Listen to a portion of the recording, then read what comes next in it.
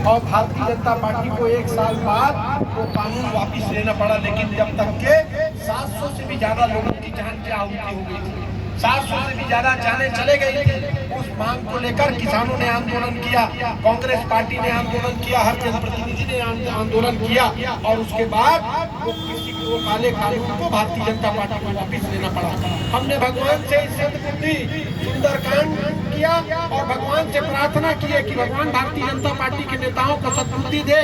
और जिस प्रकार से अग्निपथ में 4 साल में सेना में भर्ती और 4 साल के कार्यकाल को लेकर चुनौती देने का काम हम कांग्रेस पार्टी के लोग पूरे 5000 से भी ज्यादा विधानसभा में पूरे देश में कर रहे हैं। और उसी को लेकर ये सत्याग्रह है, ये आंदोलन है जो हर जगह कांग्रेस का पूरा परिवार मंच पर बैठा है और आंदोलन कर रहा है।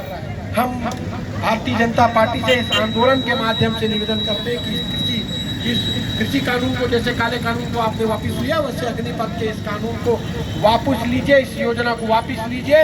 इस देश के युवाओं के भविष्य के साथ खिलवाड़ करना भारतीय जनता पार्टी बंद करे, ये हम सब सत्याग्रह के माध्यम से उन तक पहुंचाना चाहते हैं। अभी कार्यक्रम हम आरती करेंगे, आरती के बाद इस कार्यक्रम का समापन होगा, इस सत्याग्रह का समापन होगा। आप सबसे निवेदन है, आप लोग थोड़ी देर और बैठ जाइए। हमारे कुछ वरिष्ठ नेता यहाँ पर हैं, उनसे मैं निवेदन करना चाहूँगा कि अपनी पद के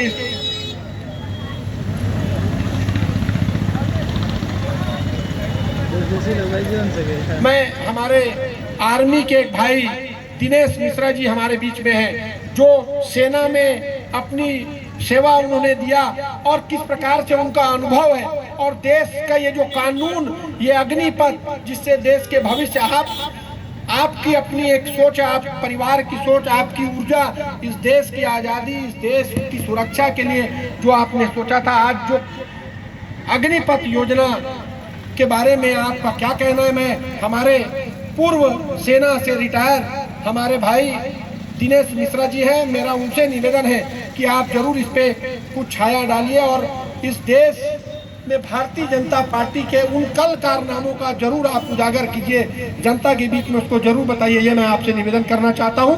उसके बाद हम आरती करेंगे, आरती करने के बाद इस कार्यक्रम का समापन होगा। लेकिन हमारे NSUI के साथी कुछ हस्ताक्षर अभियान के माध्यम से, क्योंकि वो युवा है और युवा की एक सोच, युवा का अपना भविष्य है, उसको लेकर वो चिंतित है। NSUI के साथी हस्ताक्षर अभियान चला रहे हैं। मेरा आपसे निवेदन है, इस कार्यक्रम के बाद जरूर आप उस हस्ताक्षर अभियान में अपने हस्ताक्षर करके युवाओं की बात को जरूर आगे पहुंचाए, ये आपसे मेरा निवेदन है। भाई दिनेश मिश्रा जी।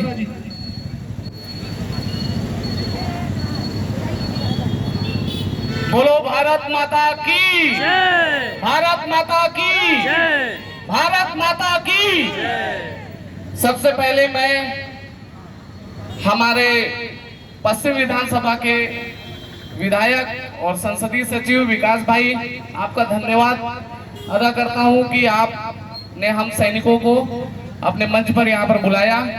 मैं पूर्व सैनिक दिनेश मिश्रा, करीब सेना में 17 साल सर्विस करके एज मैं पैरा कमांडो हूँ। आप लोग जो देख रहे हैं मेरे यहाँ पर चिड़िया लगा हुआ, ये मेरी निशानी है कि मैं पैरा कमांडो हूँ। और इस छत्तीसगढ़ का मैं पहला शख्स था जब मैं पैरा कमांडो के लिए सेलेक्ट हुआ था। और इसी रायपुर के ग्राउंड में, इसी साइंस कॉलेज के ग्राउंड में जब हमारा राज्य बना था छत्तीसगढ़, तो आगरा से हम लोग यहाँ पर पैरा ड्रॉपिंग हुआ था, उसमें मैं जंप किया था।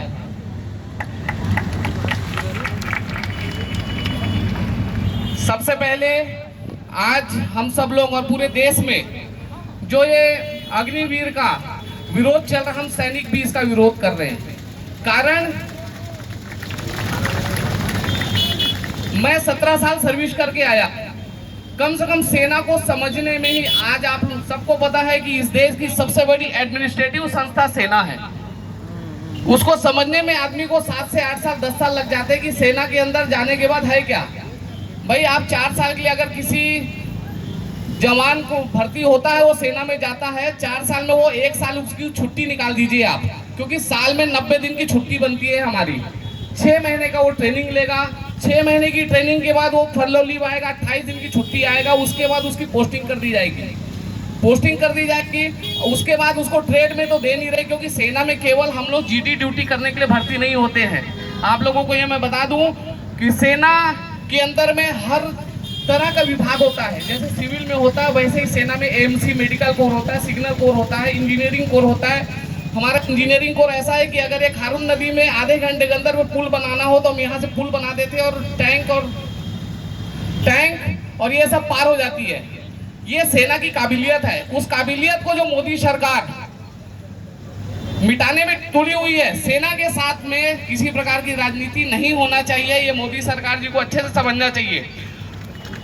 आज मैं कारगिल योद्धा भी हूं। मैं आप लोगों को ये बता दूं, आप लोगों को सबको पता, बोफोर्स जो हमारे कारगिल की सबसे बड़ी लड़ाई में बोफोर्स ही गन ऐसा था कि जो सक्सेस हुआ है, और उसी का विरोध हमेशा चला है।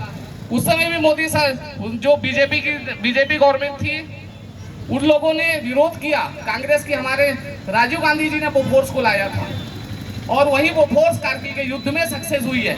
बोफोर्स के बिना हम वो लड़ाई, हारी हुई लड़ाई थी, और बोफोर्स ही वहां पर काम आया। ये मैं आप लोगों को बता दूं, शायद बहुत कम लोगों को, आम नागरिकों को नहीं पता होता है।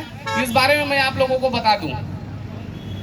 और दूसरा, अगर सेना में सैनिकों के लिए कर रही है तो भाई अफसरों के लिए भी करिए ना। क्या अफसर 5 साल की सर्विस करता है, 5 साल की सर्विस में उसको पेंशन भी मिलता है, उसको कैंटीन की फैसिलिटी मिलती है, उसको पूरी फैसिलिटी मिलती है, तो अफसर के साथ क्यों ऐसा भेदभाव कर रहे? 1999 में यह बताया गया कारगिल की लड़ाई के समय कि ज्यादा यूथ मारे गए, ज्यादा यंग लोग मारे गए, कारण कि अनुभवहीनता की कमी के कारण ही जवान जो है मारे जाते हैं। और जब एक्सपीरियंस लोग रहते हैं, 15 साल 17 साल 20 साल जो सर्विस किया रहता है, सेना में नौकरी करते रहते हैं, उनका एक्सपीरियंस अलग रहता है। आज जितनी भी लड़ाइयाँ लड़ी गई, आप लोगों को शायद पता होगा कि बाना पोस्ट, जो आप लोगों ने सुना होगा कि एक बाना पोस्ट है। बाना पोस्ट के बारे में मैं बता दूं, हमारे ही रायपुर के शहीद लेफ्टिनेंट राजीव पांडे जी, यहीं के शहीदिया मरणोपरांत उनको वीर चक्र मिला था, लेकिन वहां पर जो उनके साथ टीम गई थी वो पूरी यंग टीम थी। और उसके बाद वहीं पर बाद में कुछ दिनों के बाद जो है भेजा गया नायब सूबेदार बाना सिंह को, जो कि एक्सपीरियंस पर्सन थे, उन्होंने जाकर के उस पोस्ट पर कब्जा किया। तो ये होता। हेलो,